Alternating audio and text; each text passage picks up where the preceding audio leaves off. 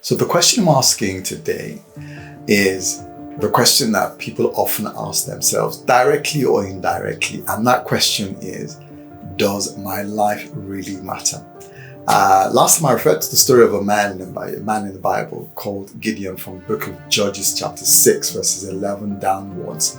An angel appears to this man and he says, Gideon, this is what God says about you. This is what you're going to do. These are God's plans for you to help and save your people from X, Y, and Z. And Gideon comes back with loads of excuses saying, well, if God thinks this way of me, why has this happened to me? Why is this in the...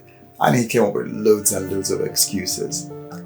In short, saying indirectly that his life didn't really count for much. His life didn't really matter in the context that God was talking about. So the question is, how did Gideon arrive at that conclusion that his life didn't matter in that context? Well, last time I mentioned that it could be from personal expectations, but another thing that could be that could influence or form the yardstick or influence our yardstick for measuring if our lives matter or not is societal expectations. So in the place that you grew up, maybe the environment that you grew up, that you've grown up in, it could be that the expectation is once you've reached a particular stage in your life, you should have this, you should have accomplished this. If you don't have these types of things, if you haven't achieved this or you don't have that, then you're not really worth much.